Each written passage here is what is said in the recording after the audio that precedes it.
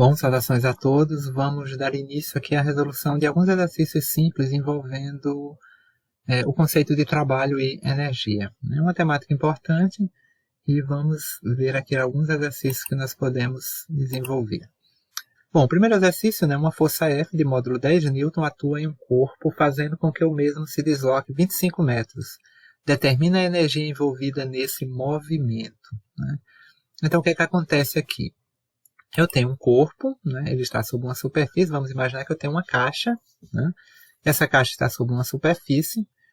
Eu exerço uma força F sobre essa caixa e essa força vai fazer o quê? Essa força vai fazer com que a caixa se desloque ao longo da superfície. Ou seja, essa força aqui vai provocar um movimento na caixa, ou seja, um deslocamento. Então, essa caixa, depois de um certo tempo, ela vai se deslocar 25 metros. Então, essa força, nós podemos dizer que por meio dessa força nós transferimos a energia para essa caixa, ou seja, eu precisei realizar um trabalho sobre essa caixa para movê-la por 25 metros. Ou seja, essa força realizou um determinado trabalho e esse trabalho vai ser exatamente a energia envolvida no movimento. Bom, analisando os dados dessa questão, o que é que nós temos? Nós temos a força aplicada, 10 newton, e o deslocamento, 25.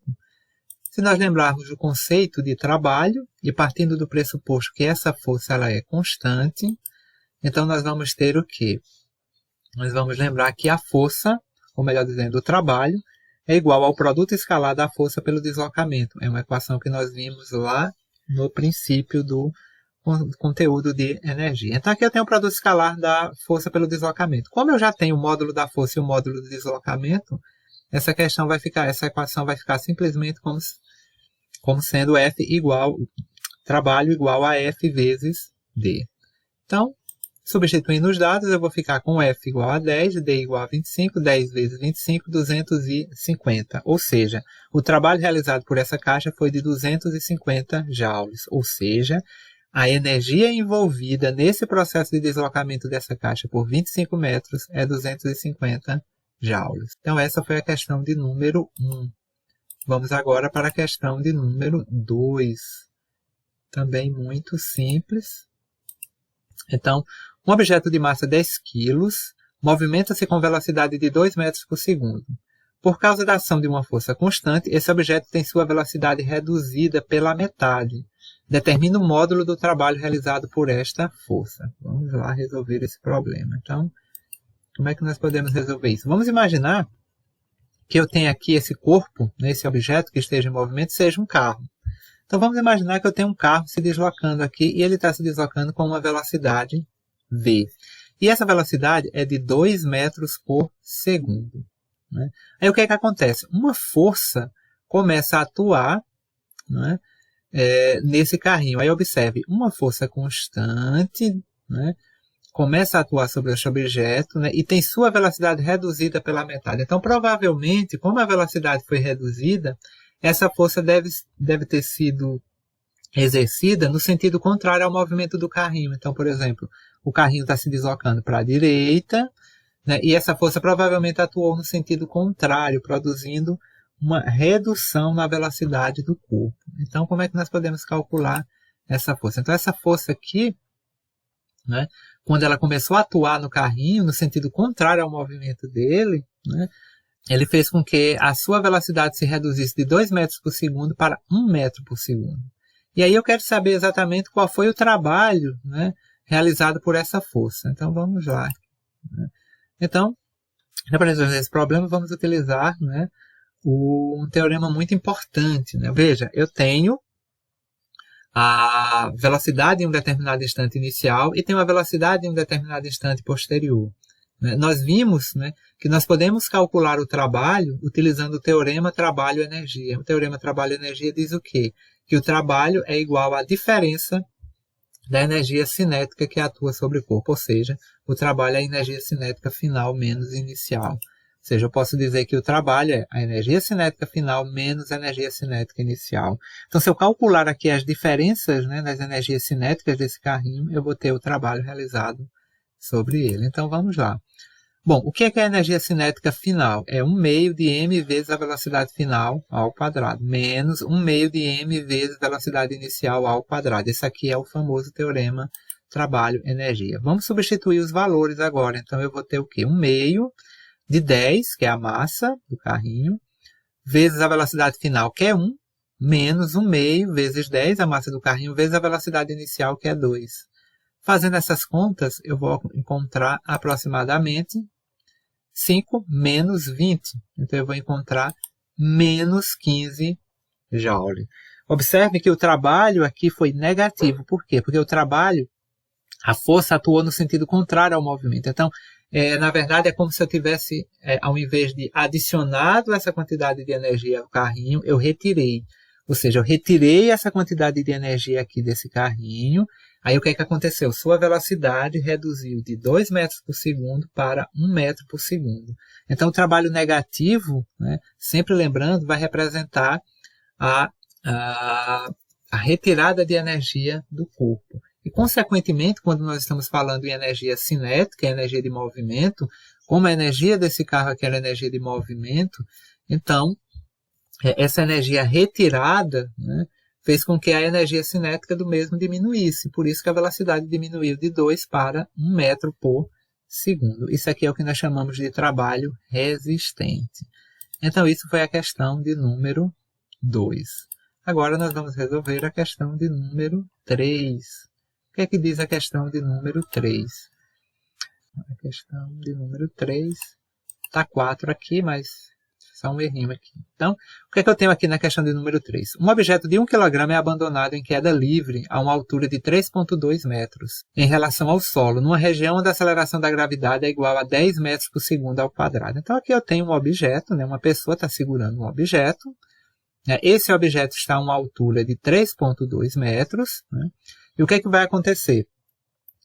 O que é que eu quero aqui nessa situação aqui? Então, no item A, eu quero calcular a energia potencial gravitacional desse objeto no ponto mais alto, ou seja, nesse ponto que está aqui a uma altura de 3,2 metros.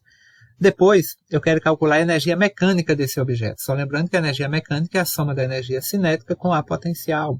Em C, eu quero a velocidade com qual o objeto chega ao chão, ou seja, com que velocidade ele chega ao chão quando essa pessoa soltar essa bolinha. Né? Então, a energia cinética ao chegar ao chão. E C, a velocidade do objeto na altura de 0,35 metros do chão. Ou seja, ele começou a cair em uma determinada altura aqui em relação ao chão. Eu quero saber qual é a energia cinética da bolinha. Vamos lá resolver esse problema. Bom, primeiro, item A, eu quero a energia potencial gravitacional. Então, para isso, eu preciso lembrar que a energia potencial gravitacional ela é o quê? A energia potencial gravitacional, como nós vimos, ela representa o produto da massa pela gravidade pela altura. Né? Ou seja, a energia potencial gravitacional depende da massa, depende da gravidade e depende da altura do objeto. Bom, a massa do objeto é de 1 kg, a altura é 3,2 e a gravidade nós vamos estar utilizando como sendo 10 metros por segundo ao quadrado. Então, eu vou ficar com 1 vezes 10 vezes 3,2. Então, 1 vezes 10 vai dar 10, vezes 3,2 vai dar 32. Ou seja, a energia potencial dessa bolinha aqui nessa altura é de 32 joules. Vamos lá seguir. A energia mecânica dessa bolinha, ou seja, qual é a energia mecânica dela? Então, vamos lá. A energia mecânica, só lembrando, é a soma da energia cinética com a energia potencial. Então, vamos lá.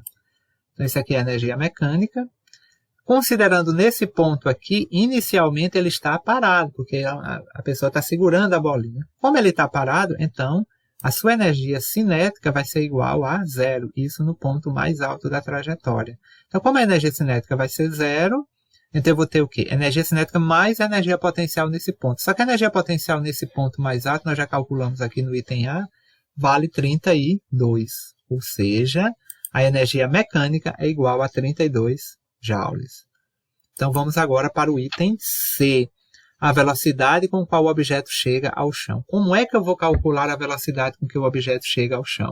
Eu vou utilizar o princípio de conservação da energia mecânica. Eu vou vou desconsiderar a ação de qualquer força de atrito e vou considerar aqui a força gravitacional atuando sobre a bolinha, que é a força peso, é uma força conservativa, é uma força que não dissipa energia. Então, eu posso dizer que a energia mecânica em A é igual à energia mecânica em B. Ou seja, a energia mecânica no ponto A, aqui, que é o ponto mais alto da trajetória, vamos imaginar que o ponto A seja o ponto mais alto da trajetória, e o ponto B seja o ponto em que a bolinha atinge o chão. Então, a energia mecânica em A vai ser igual à energia mecânica em B. Essa energia mecânica, nós já sabemos, né, que ela vale 32 joules. Então, significa dizer o quê? Que quando essa bolinha tocar o chão, né, essa energia mecânica também vai ser de 32 joules. Então, como é que nós fazemos isso? Então, primeiro, vamos lembrar aqui. O que é energia mecânica em A? Energia cinética em A mais energia potencial em A. Igual. Energia mecânica em B é energia cinética em B mais energia potencial em B. Então, eu sei que em A a energia cinética é zero, porque ele está parado. E em B, quando ele atinge o chão, a sua energia potencial é nula. Então, o que é que nós temos aqui? Nós temos energia potencial em A igual a energia cinética em B. Só lembrando aqui, massa vezes a gravidade vezes a altura, que é a energia potencial em A, igual a 1 meio de mvb ao quadrado. Então, isso aqui é a expressão. Eu posso eliminar essa massa, né, que aparece nos dois membros. Vou lembrar que GH vai ser igual a VB ao quadrado sobre 2. VB ao quadrado vai ser igual a 2GH. Logo, VB vai ser igual a raiz quadrada de 2GH. Então, agora basta apenas substituir os valores. Então, eu vou ter que a velocidade em B vai ser o quê? 2 vezes 10 vezes a altura. Eu coloquei 32 aqui, mas é 3,2.